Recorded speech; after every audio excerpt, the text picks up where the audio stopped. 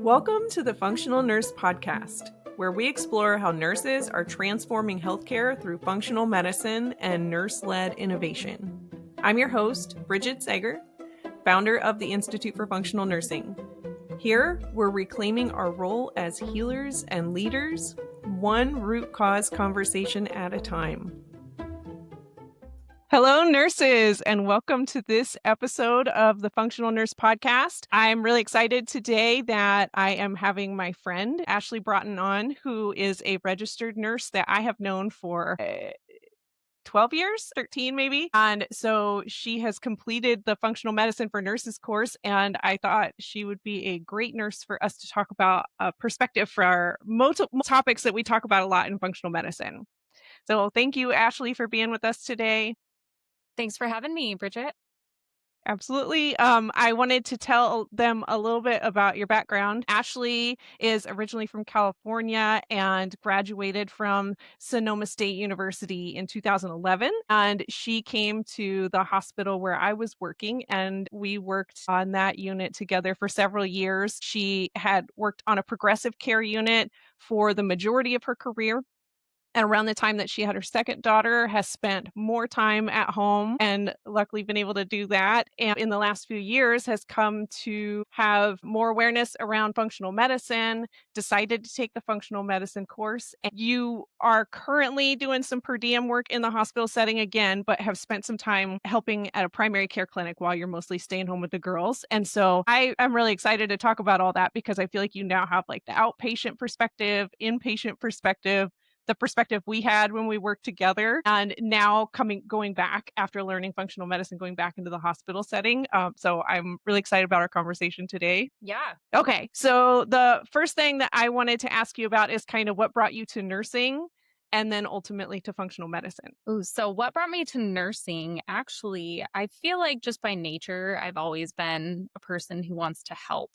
And so originally, when I was really little, I wanted to be a massage therapist because I liked making other people feel better. And my mom, when I was really little, taught me how to give her neck massages because that was where she held a lot of her tension. And then she would do it to me in return. And I always saw the positive. Like my mom was like, wow, I feel so much better now. And so that was my goal when I was really little. And then as I got a little older, I was like, okay, let me be a little more realistic. Not that being a massage therapist isn't a great profession, also. But what is something that I could really build a career on and have something that I could potentially grow with? So I wanted to do something that I could kind of expand on, like have the opportunities for growth. And so I thought nursing would be a great career opportunity for that because there's so many different specialties in nursing. You can become a nurse practitioner like you did. At the time, I was thinking more just, the basic Western medicine options of becoming a nurse practitioner, teaching nursing, doing case management, all of that. And so when I was in junior high, actually, I volunteered at the local hospital, loved it, loved my time there. And then also one of my grandmothers was a nurse. So I got to hear all her stories and how she touched people's lives. And she worked at this little teeny tiny community hospital. So she knew pretty much everybody in the town, had delivered half the town. And so I just thought that was so cool that people still remembered all that she did for them and how she helped them years and years later. So that was kind of how I originally got into nursing. And then getting into functional medicine was really, it took my own health journey to kind of go down the functional medicine road. I've always been fairly open minded with alternative therapies and had just a minor interest in it. I grew up in Santa Cruz in California, which is pretty progressive and known for there being a lot of old hippies there and just alternative therapies available. I mean, there's per capita, there's probably more acupuncturists and herbalists than most places in the US. So I was always exposed to that. But honestly, when I was working in the hospital and after I completed nursing school, I was pretty into just the Western medicine model, at least for my own health. And so after I had my second daughter, I really went through a lot of changes with my own health that were kind of unexpected. Ended up having some retained placenta after I had her, which was a really stressful experience because I had already had a baby and I had expressed my concerns to my doctor about having prolonged continued bleeding that I knew wasn't normal. And I was just really brushed off because I wasn't having any of the symptoms of there being like a major issue, like abdominal pain or fever. And so my concerns were just really brushed under the rug. And then that really spun up my anxiety because I knew something was wrong. It wasn't being addressed. And so I just felt myself go down this spiral. And I remember one day I just was so overwhelmed by all of it. And I called his office and I got on the phone with a nurse there. And she just started telling me, she's like, well, you have postpartum depression. We need to start you on an antidepressant right now. And I was so upset because maybe I had gotten to the point where I did have some postpartum depression, but I felt like that it was how can we put a Band-Aid on this and get you to stop bugging us here at the office and get you feeling better without us really having to do that much work, right? Which was getting to the root of my issue, which was having this anxiety over this bleeding that was going on. And so I did finally get the bleeding addressed. I ended up having DNC and got everything squared away with that, but it really just led to a lot of prolonged anxiety and just feelings of overwhelm to go have gone through such a long stage of feeling ignored and brushed off and like my issues were made up or in my head. And so after that, I ended up having struggles with sleep and just feeling kind of a constant sense of overwhelm and then just stress in relation to my kids. I'd noticed that I would kind of fly off the handle at stuff that wasn't that big a deal. Even when my baby was sleeping well, I also have a toddler. And so she wanted attention too. And but when my little one was sleeping well, I would still not sleep well myself. So it was like I couldn't go to sleep even when she was asleep. And so I was just exhausted, burnt out. And when I saw my regular PCP, again, her thing was the same as my OBGYN, go on an antidepressant and get back on birth control to balance your hormones. And I was like, this is not the answer. I want to get balance and not just slap a Band-Aid on it so that I'm not dealing with issues down the road. If and when I come off these medications, I want this to be something that I can get back in a centered state and stay there and not have to depend on any medications in order to do that or throw off my body even more. So I kind of started my own journey of exploration and found a fantastic functional medicine provider and really got to the root cause of a lot of my stuff. I've had years of gut issues that I feel like never really got resolved, seeing classic standard Western medicine, primary care provider, GI specialist. Really, the best luck I've had with getting things controlled with my gut has been seeing naturopath and functional medicine provider. And then also, I was able to work with this functional medicine provider and get my hormones back in balance and work on a lot of strategies for sleep, do some short term supplements to help with that also. And I just got into a much better space than I feel like I ever would have gotten into if I had just gone the easy route of doing what my doctors had tried to push me on, which was the antidepressant and birth control. And then my youngest ended up having some health issues of her own. She started going through bouts of pretty intense constipation when she was around 9 months old. And it was when we had introduced solids and started supplementing with a little bit of formula. And again, pediatrician wanted me to go the route of Miralax and suppositories. Really didn't talk that much about diet at all. And it took me bringing it up to the functional medicine provider I was seeing for myself to have the light bulb go off that she is actually dairy intolerant, just like me. And the way it was manifesting was her not being able to have a bowel movement. And so we took her off dairy. 6 weeks later, back to daily bowel movements like normal. And even before that, we noticed things go back to more routine. But it was something that if I hadn't ever explored those other avenues, she may still be on Miralax or suppositories all the time in order to stay regular. And then the even bigger issue with her was last fall, she ended up having RSV. And every time she was getting respiratory stuff from about a year, when she was about a year old to 18 months, it would turn into croup, viral induced asthma. She almost was hospitalized in June of last year when she had COVID. And then she did get hospitalized with RSV in September. And so we got referred to a pulmonologist, suggested all kinds of inhalers, and I ended up cutting out gluten for her. And since then, she has not had a single instance of the viral induced asthma anymore.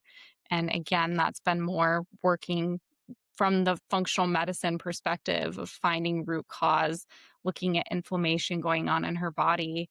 And so I am just so thrilled about how functional medicine I've seen it change my life and my daughter's life and our overall health, and how I feel like so many other people have the opportunity to just have their lives so positively impacted through better health by actually getting to the root cause of their issues versus just the band-aid solutions that are so commonly offered these days. Okay, I did not know the story about you wanting to be a massage therapist and you and your mom. I know how sweet she is for you, so that's adorable. And, so we talk a lot in functional medicine and as nurses when we have these discussions about all this, about the idea of like that time of being a new mother and having this baby and how common your story is, right? It happens to women all the time where maybe their thyroid is out of balance after pregnancy or their hormones are out of balance overall, sex hormones are all over the place. And how often they are given a prescription as a solution. And we talk about, we are not deficient in prescription medications. That is not the problem that we have as a culture. There's so many things that we can do for women after having babies to support them in a holistic way that actually, your story is a really great example of when we help people holistically, we can look for the why and actually improve health long term, right? Because let's say you did take a prescription medication and you felt better right after pregnancy. That doesn't change your family's health story long term, like the things that I've seen for you guys in the last few years, which is incredible. Like being able to start so early on an optimal health journey, like your daughters have had that fortune to have, is wonderful. And I am just thinking how sad it is that time can be so compromised and overlooked in our healthcare system right now. So I'm glad you're sharing your story. I know we talked about, whether like you felt like, oh, do people want to hear what I have to talk about? The things that we're talking about today are exactly what other nurses want to talk about. And your story specifically about how you came to functional medicine is a great example of like most people come to functional medicine as healthcare practitioners because of our own health stories. I know I did. And so thank you for sharing that. I wanted to talk a little bit about what it's like in your house, right? Because you have people that, as you're learning functional medicine and bringing it home, you in particular, it isn't just you, right? Because now you have other people in your house that have everybody's eating differently and looking at what they're eating and how they're caring for themselves. Sleep, Mhm. because that's a big topic in your house right now. So how has that, like bringing functional medicine to your home, looked for you guys? It's been interesting. I feel like it's something that has taken some easing into. Not so much for my little one, because that's pretty much what she's known because she was Mhm. so little. So she really doesn't know eating normal dairy products or uh, you know, gluten full bread. Like she's used to the alternatives. She's used to getting fed mostly a lot of whole foods. She's used to me trying to get her outside daily and doing some of my stress management techniques that I try to do with my girls that I feel like are things that they can handle at their ages, like taking deep breaths and EFT tapping and stuff. So that wasn't a transition, obviously, because that's kind of what she was born with. My older daughter, we definitely did a bit of a transition with foods, and she did not like that. She wanted the original Cheez Its and goldfish crackers and asked for that for a long time. And my husband's been a bit of a hard nut to crack sometimes with some of the stuff. He has his favorites. But what I've found has worked really well is I've offered alternatives. So I haven't just cut stuff out, but offering alternatives to foods. Like I've been finding healthier options. There's so many foods out there that are pretty similar to what we're used to as our packaged favorites, but they at least have better ingredients, right? So we do a lot of label reading, and my husband's actually admitted that he even enjoys some of the alternatives better than the originals, which is pretty cool. And then just kind of, I feel like thinking of health in your house as a marathon and not a sprint is a great way to look at things. And then also, I saw this one image one time depicting a ladder where it's like if you're trying to make if the rungs of the ladder are all spread out and you're trying to make all these drastic changes at once, it's really overwhelming to climb that ladder. But if you do little small steps one at a time, it makes it much more manageable. So rungs are closer together. So it's been just more of a process where I've given it time for us to transition things in our household. So, transition routines, transition products, and I slowly introduce new ideas to my husband. So, I'm not just like, well, I think that we all need to start going to sleep earlier. We need to cut our TV time down dramatically, and we need to eat these different foods, and we have to throw away all the cleaning products we've been using and do this and that, was to the point where then his head feels like it's going to explode because he's not doing all the same research. And he's like, okay, what happened to my cool wife that I thought that I married? And who's this crazy lady that she was replaced with? So it's just been a thing of kind of gradual changes that I've introduced and gradual ideas and having communication with him about stuff that I've learned. And he's had some of his own struggles, like with back pain and not feeling like he's getting a lot of quality sleep. He's a firefighter. And so I've slowly introduced certain strategies to him that he's kind of started incorporating or been interested in hearing more about and has noticed some positive results from. And then him seeing how my changes have positively affected me have made him more receptive to making some of these changes himself. So it's definitely a balance, though, and having lots of conversations. And sometimes it does take presenting some research. And so I can actually sort of sway him on certain things. But just having that background of doing the functional medicine for nurses course was really helpful because he knew I took that class. And so then a lot of the changes that I make, I can actually reference that class for and say, well, I Mhm. learned this in the class. And so this was something that I thought was really cool that I learned. And some of the other people in the class said that they utilized this and it's really beneficial. So it's always one of those things where it's like, I feel like in our society, if something is taught to us in school, that that's kind of what we hold as true, right? And if there's like an educational program that's presenting this information, and I can say I learned it from that versus just like Google research I've done on my own, then it makes it seem that much more legitimate too. So, I learned so much from the meetings that we have as nurses during the course and, like, everybody's ideas, and, like, you're talking about somebody will share something they've tried and how it's worked to introduce it in their home. So, those conversations to me are like gold because I take away something new every time.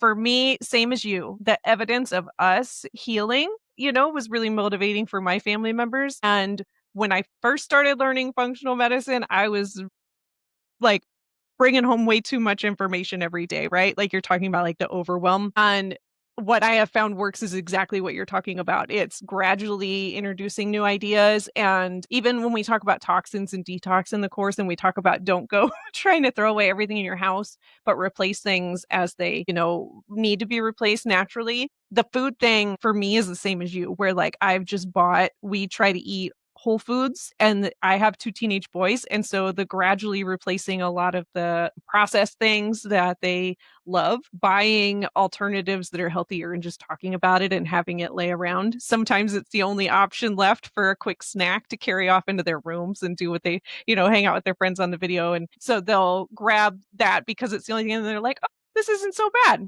Yep. And you're right about, like, what you're talking about for your husband is, like, that over time, our taste changes too, and so then we can appreciate that maybe, we like the healthier version better. Okay, so I wanted to definitely talk about, like, I was working night shift on the progressive unit that we worked on. It was mostly, like, strokes. Step down unit from the ICU is where I was working when I met Ashley, and so when she came, we were taking care of a lot of stroke patients, unstable patients, congestive heart failure, lung disease, and renal disease for sure.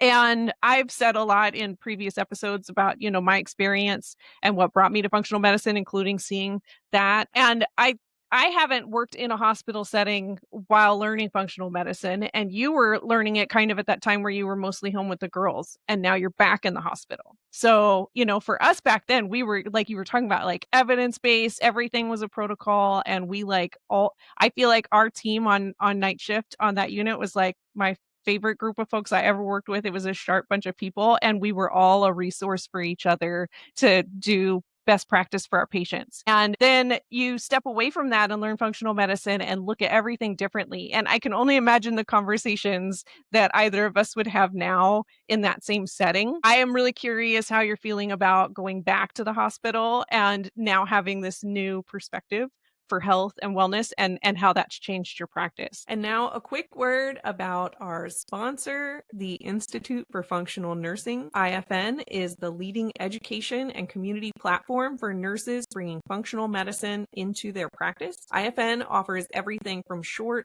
on-demand contact hour courses to the full functional nursing program designed specifically for nurses and nurse practitioners ready to practice root cause whole person care. If you're looking for connection and real-time learning, the Functional Nursing membership includes 4 live meetings every month where we cover case studies and have open discussions and connection. Come be a part of a movement that's redefining what it means to be a nurse. Visit fxnursing.com to learn more and join us. And now back to today's episode. It's been interesting, and it's definitely been a mixed bag because it's really difficult to see some of the stuff that we do in the hospital that I feel like now having the functional medicine background is really detrimental to our patients. One of the main things being the terrible food offerings that we give people Mhm. in the hospital. I mean, one of the only things that our refrigerators are stocked with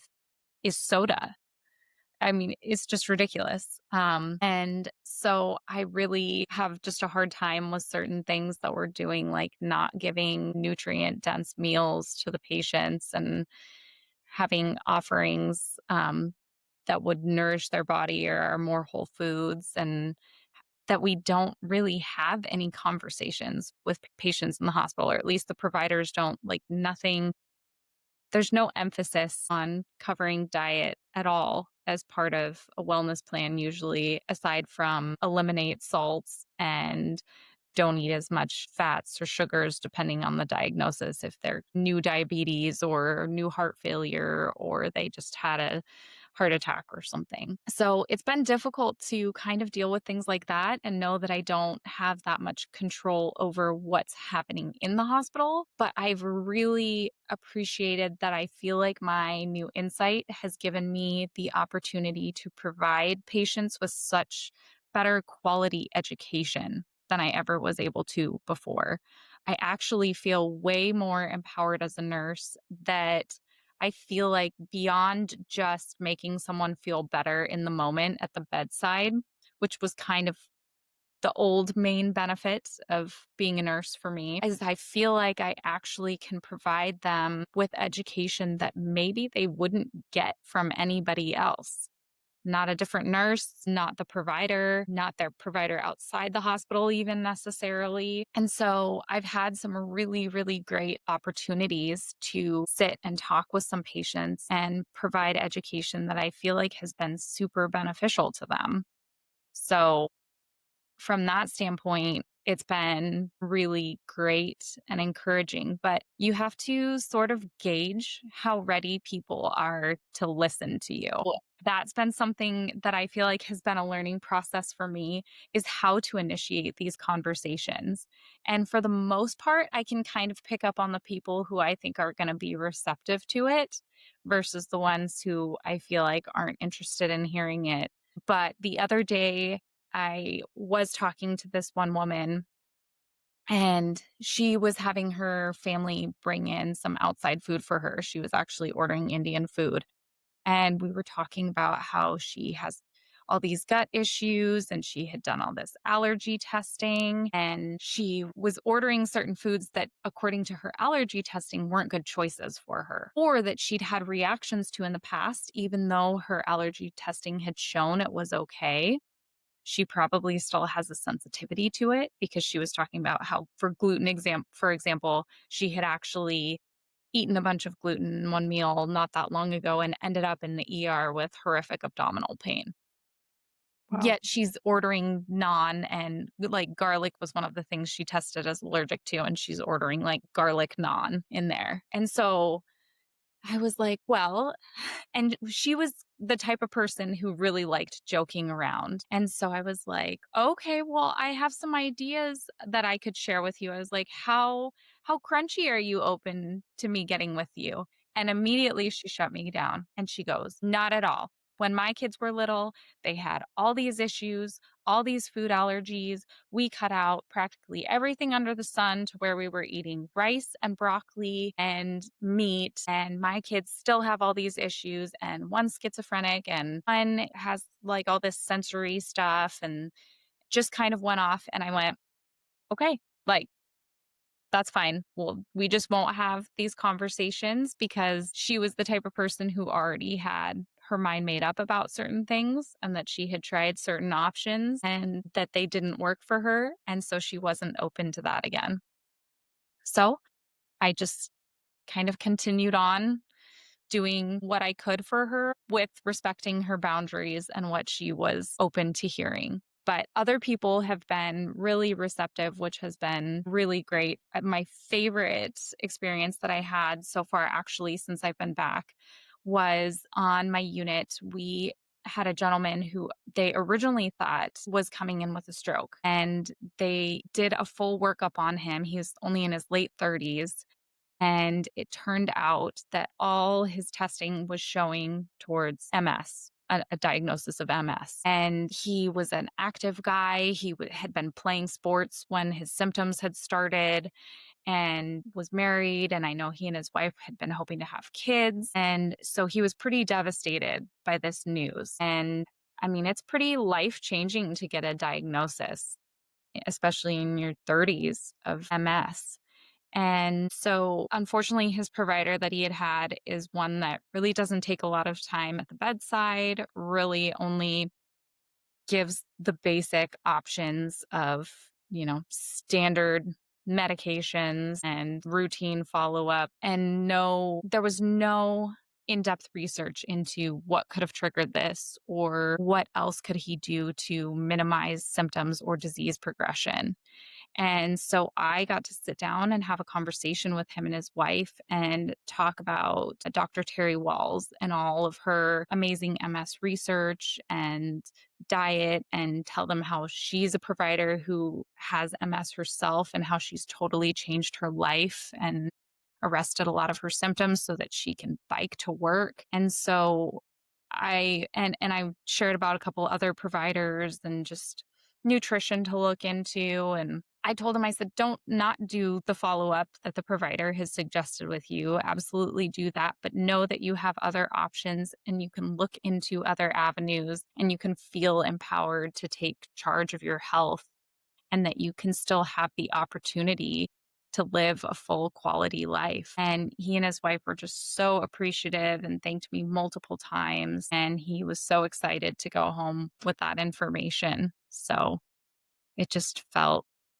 really amazing to be able to have that impact and maybe give him information that he wouldn't have come across otherwise, or maybe it would have taken him years to come across. Who knows? But I'm Right. just really hopeful that has changed the trajectory for his health, at least in some small way. Well, and thinking back to, like, us working in the hospital back then, like, what would we have offered somebody in that same situation? And, it would have been like the hospital printout on multiple sclerosis and what progression might look like and what remission might look like, and maybe some information on the side effects of the medications. But, like, until both of us learn functional medicine, now it's like we can have these conversations where we're like, "This isn't your story, right? You can have a different story." Your examples are perfect because there are going to be people who are ready for this, and there are going to be people who are not, because it isn't like taking a pill and everything gets better. It's personal work, right? Like, we're working on ourselves when we practice functional medicine as the patient. And I am thinking of the example of the gal that you were talking about, and a student wrote in their assignment this week that they can usually tell whether it's a patient that would want to hear more by the way the patient describes their health story. And so that gal that you're describing, it's interesting because she had some awareness, right? And some curiosity, but there was something else going on.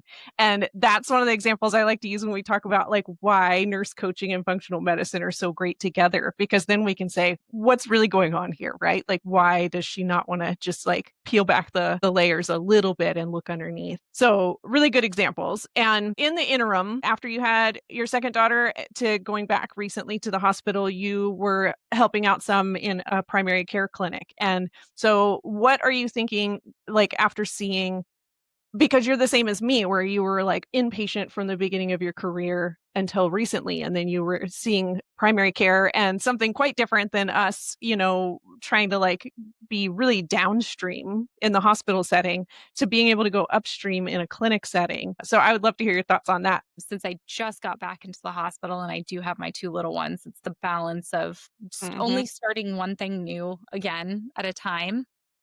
But my ultimate goal would be to get back into more the clinic setting again and have, be a licensed nurse coach and have my functional medicine background and be able to work with people to hopefully keep them to from getting to the point where they're in the hospital with these different issues so they can manage things better at home for themselves, because they can get all kinds of information from a functional medicine provider, but it truly takes a lot of work to actually implement all these lifestyle changes. And I know it's been a process for me. I mean, it's really been a little over 2 years now that I started my functional medicine journey, and I would definitely say I'm a continual work in progress myself. And I'm still working on stuff that I was working on in the beginning, because it's so hard to change habits that you've gone through your entire life with. And so I feel like I've come a long way, but I still have a long way to go. That's anyone in life, right? We're always learning, we're always growing, we're always evolving. But I think that as a nurse coach, I could just really help people to learn new information that's going to be life changing and help them stay focused on their goals and on their road to maintaining optimal health.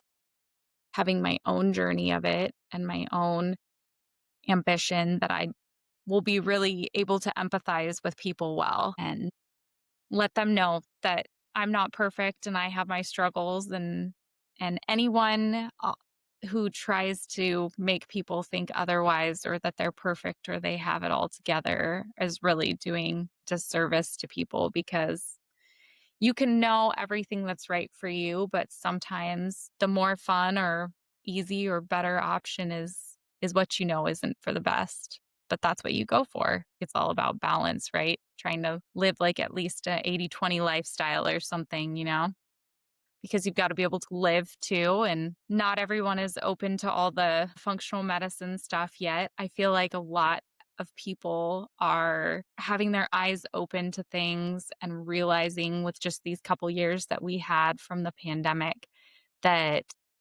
more changes need to be made to our healthcare system from the ground up, and that people need to be more proactive about improving their health and maintaining their health because getting into the doctor is such a mess and the times that doctors have to spend with patients is so minimal. But yeah, I think it's coming to where more people are open to this, but there's still a journey. And so, you still want to be able to spend time with those people in your life that maybe aren't quite there yet. So it's all about balance. Yeah, and we were talking about the other day, you and I, about having children and sharing them with other family members and just, how do you introduce the idea of like, "Oh, we're not eating any of this," and, getting some buy-in there. One thing you were just talking about is that I wanted to speak to more is the idea of, when we are in allopathic medicine and maybe like, our past selves, 2 things. We can look back at our health journey where we're at today and you're talking about perfection and, like, doing this perfectly, right? And I think that that's an important topic that I've been talking about a lot lately is we can't pretend like we're perfect, and we aren't, and holding ourselves to that standard could be a toxin or a stressor. But if I compare my health 2 years ago to today, it's much better, and if I compare it to 5 years ago to today, it's much better, and I feel like you have that same experience that, we're aging is a big topic in functional medicine, how to age well and optimize our cellular health for that journey. And so it's an interesting idea to think that we could be biologically older than we were several years ago, but maybe much healthier if we actually were measuring on a cellular level or biochemically compared to our past selves. And the second thought was that in regular allopathic medicine, we wouldn't be like, "Oh, let's go do this test on ourselves first," or "Let's try out this intervention that we're gonna do on a patient on ourselves." But in functional medicine, being able to speak to the experience is so powerful, and being able to say that we've been through a healing journey on our own has a lot of buy-in for patients, but experiencing an elimination diet and being able to speak to that and the impact it has on your own health can really because let's say that your patient had the example of the Indian food. If she had been interested and you were able to say, "You know what? I have learned from removing foods from my diet." Like, if you're able to take that conversation a step further and talk about yourself and your experience, it's so much how often do you hear people say, "Oh, I went to go see my provider, but they're clearly not healthy, and they're telling me that I should be healthier." And people don't want to hear that anymore. You've mentioned to me recently, about, like, we can't go see people and have them people are aware now, if nothing else, the pandemic has taught patients, just everybody, that there is more than one right answer and that maybe their provider isn't right, like, maybe there is a different answer and a better answer and a more thorough answer. And so people are looking for practitioners like us. And on that note, because you were talking before about like where you want to go next with this, how are you feeling about scope of practice, like compared to before you learned functional medicine to going on the journey of learning it, and then now, like how you feel about using it in the future? Because you mentioned the beginning nurse practitioner, and so many of my students wonder about scope of practice, and we talk about it often. So I was wondering what you're thinking. Well, obviously, I feel like, I've thought at times, like, would I want to go ahead and become a nurse practitioner because that would give me more capabilities? But I feel like with the functional medicine, so much of it is truly education, which I have the capability to do. I can educate people about different tests that they can do that can look for food allergies or toxins. And I can educate people about diet. I can tell them about different supplements because so many of those are over the counter without telling them to take it, but just say this is something that you might be interested in looking into. I mean, my husband was going to work and talking about my sleep issues while I was seeing a functional medicine provider, and I had just started taking ashwagandha, and he's there with a couple of his firefighter buddies, and they're like, "Oh, I got to find out what my wife takes all the time. She swears by it." And then he goes, "Yeah, ashwagandha," without knowing that that's what I was already taking. But it's like people tell their friends all the time about different stuff that they think is great, right? So Mhm. I can share with someone there's options out there. Like ashwagandha for sleep, or, you can do chamomile, lemon balm, passion flower, things like that without telling someone this is exactly what you should take. I can give them options and then they can do research themselves, which is a lot of what I've done for myself, and find something that works for them. So I feel like there's actually a pretty large opportunity for a nurse within the scope of practice of just being an educator, that there's a lot you can do with it without having all the degrees. And truthfully, I feel like if you're doing functional medicine and getting to the root cause, a lot of the time there's really not that much prescribing that needs to take place, at least for the long Sometimes term. unprescribing. Yeah, sometimes unprescribing is the biggest thing. So, I mean, there's instances where there's definitely, I would say, short-term things that need to be done to help someone get through something or to get to that ultimate endpoint goal. But I feel like overall there's so much that's done without anything, and that I feel like my mom's gotten into functional medicine. She was only on like two different prescriptions before, but now she's on nothing, and she takes a couple supplements, but those are things that the nurse practitioner that she sees suggested to her, but wasn't like, "You have to take these," or Mhm. "Here's a prescription for it." So, I think what so many people are lacking is awareness, right? And so my opinion is that, nurses could absolutely be the largest body of practitioners in functional medicine and completely change our healthcare dynamic in this country by helping bridge that gap between, like, the knowledge that we now have that probably isn't gonna make it into practice. What do they say? It takes research, like, 17 years on average to be, like, everyday practice that you might encounter at your primary care office. And so with functional medicine, we're staying on top of all that, right? We're not waiting for it to become a guideline. We're looking at the research as a community and evaluating best practice from a holistic perspective that doesn't involve the drug companies paying for these expensive research studies that prove that they're the latest, greatest, best option for people. And so when you peel all that back and say, why do we have a greater prevalence of almost every chronic health condition than we did 100 years ago? If we have so much modern medicine, why is everybody getting sicker? And the truth is, it's all the things we've talked about today. It's lifestyle and stress and sleep and toxins and our food choices. And when you can partner with a nurse and create awareness around that, there's so much potential to help people take a step forward in their health journey.